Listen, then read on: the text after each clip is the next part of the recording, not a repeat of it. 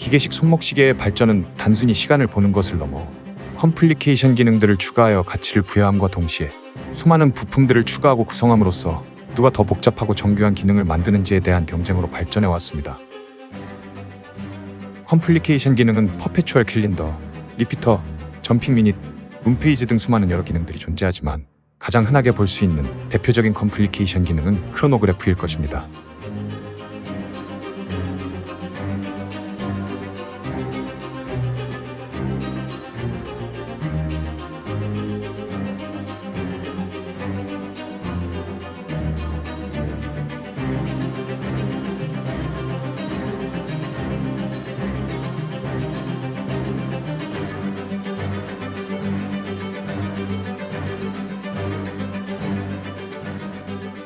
크로노그래프는 일종의 측정 장치로서 시간을 바탕으로 속도와 거리 등을 측정할 수 있도록 해주는 기능입니다.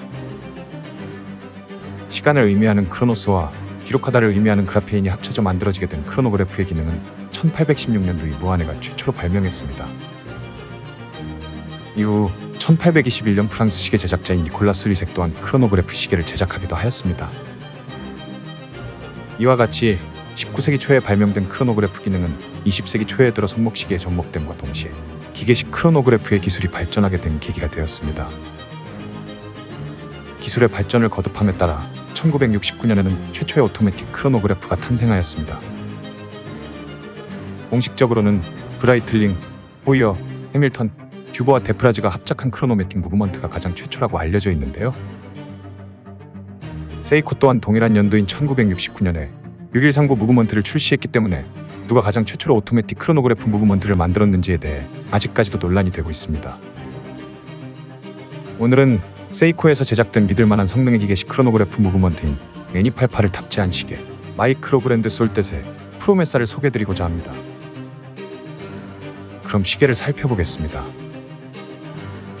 전형적인 70년대의 레트로한 느낌이 물씬 풍기는 쿠션 케이스를 채택한 케이스의 직경은 40mm이며 러그 트러블은 50mm입니다. 케이스는 버티컬 브러쉬가 고르게 처리되어 있으며 베젤은 유광 폴리시 처리되어 있어 단순하지만 깔끔한 인상을 주고 있습니다.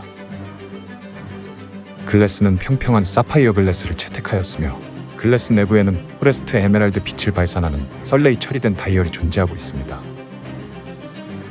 다이얼의 12시 방향에는 브랜드 로고와 브랜드명이 프린팅되어 있고 3시와 9시에는 밝은 실버톤의 서브 다이얼이 존재하고 있습니다. 밝은 실버톤의 서브 다이얼은 썰레이 처리되어 있어 빛을 반사시키고 있습니다. 서브 다이얼의 엔진은 매트한 옐로우 컬러의 도료를 입혀 레트로한 느낌을 더해주고 있습니다. 6시에는 3시와 9시의 서브 다이얼과는 별개로 별도의 서브 다이얼 없이 아라비아 숫자와 눈금을 옐로우 색상으로 프린팅하여 서브 다이얼을 대체하고 있습니다. 힌지 또한 색상을 구분짓기 위해 3시와 6시의 서브 다이얼에 존재하는 힌지의 색상과 상반되는 화이트 힌지를 채택하였습니다.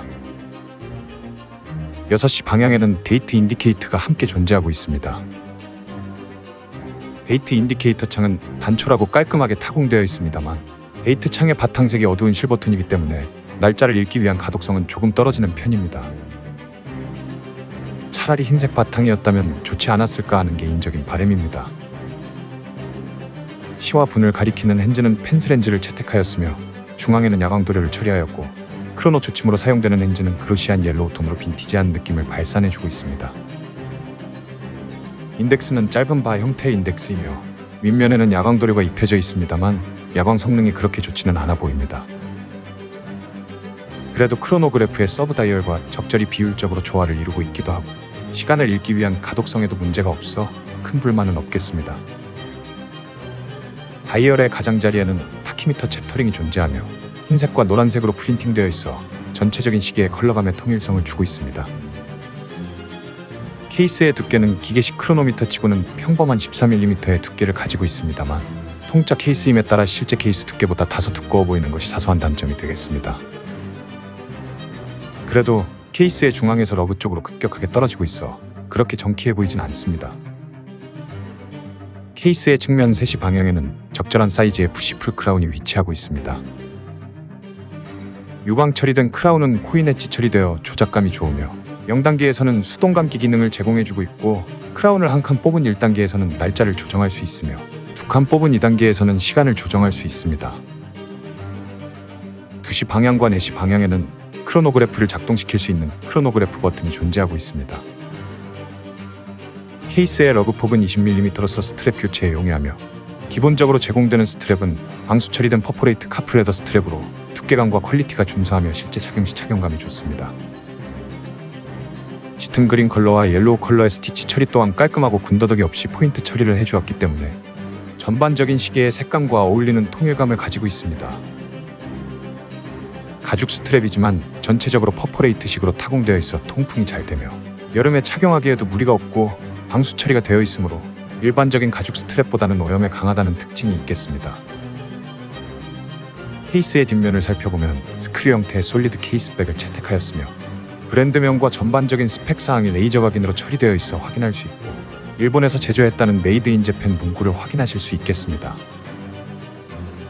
무브먼트는 세이코사의 애니88 무브먼트를 사용하고 있습니다. 일반적으로 대다수의 기계식 크로노그래프 시계에 탑재되는 범용 무브먼트는 벨주 7750 크로노그래프를 많이 사용하고 있는데요. 벨주 7750 크로노그래프 무브먼트는 비용적인 측면과 신뢰성에서 가장 효율이 높은 범용 무브먼트인 것은 의심의 여지가 없습니다. 이에 따라 수많은 기계식 크로노그래프 시계에 널리 사용되기도 합니다. 다만 스와치 그룹 소유인 에타에서 생산되고 있기 때문에 스와치 소속이 아니라면 공급을 받을 수 있는 날도 머지않아 중단될지도 모릅니다.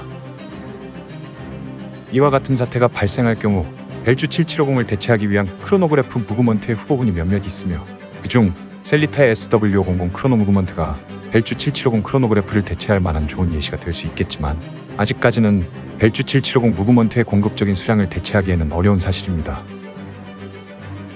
셀리타 외에 크로노그래프 무브먼트를 생산하는 브랜드와 회사가 몇몇 존재하지만 벨주 7750의 가성비적인 측면과 신뢰할 만한 성능을 따라갈 수준의 무브먼트는 찾아보기 힘든 것은 사실입니다. 그렇지만 세이코사의 애니88 무브먼트는 믿을 만한 성능과 비용 면에서 벨주 7750을 대체할 수 있는 강력한 후보군입니다. 또한 세이코의 애니88 무브먼트는 셀리타 500과 벨주 7750을 대신하여 업계에서 필요로 하는 크로노그래프 무브먼트의 수요를 충분히 제공할 수 있는 생산 능력을 갖춘 세이코 산하의 무브먼트이기도 합니다. 해당 무브먼트의 특징을 간략히 살펴보겠습니다. 시간당 28,800회 진동하며 파워 리저브는 45시간을 보유하고 있는 이 무브먼트는 모든 서브 다이얼의 카운터를 한 번에 리셋시킬 수 있는 트리플 T 패머가 장착된 칼럼 1 타입의 크로노그래프입니다. 탑재된 칼럼 1 덕분에 벨주 7750에서 사용된 수평캠 레버 크로노그래프를 작동할 때보다 훨씬 부드러운 작동감을 제공해줄 뿐만 아니라 수평캠에서 발생되는 기계적인 마모를 최소화시켜주기도 합니다. 이렇듯 신뢰할 만한 성능과 장점을 가진 해당 무브먼트는 수백만 원대의 세이코 고급 모델에 탑재되는 파라리8 무브먼트와 동일한 무브먼트이기도 합니다. 대표적으로 세이코 아난타와 벤츄라가 동일한 무브먼트를 사용하고 있습니다. 신뢰성과 준수한 성능을 겸비한 세이코의 기계식 컬럼1 크로노그래프 무브먼트를 탑재하였으며 레트로한 디자인을 겸비함과 동시에 기계식 크로노그래프치고 합리적인 1000불대의 가격은 기계식 크로노그래프 시계를 갈망하시는 시계 애호가분께는 고려할 만한 좋은 선택지가 될 것으로 보입니다. 영상에 보이는 코드를 구매 시 입력하시면 15%를 할인받으실 수 있으며 할인 코드를 사용하시더라도 저에게 어떠한 커미션이나 금전적인 이익은 발생하지 않음을 미리 안내드립니다. 소개드린 시계의 상세한 정보는 더보기란에 남겨두겠습니다. 더타임 트래블러였습니다. 감사합니다.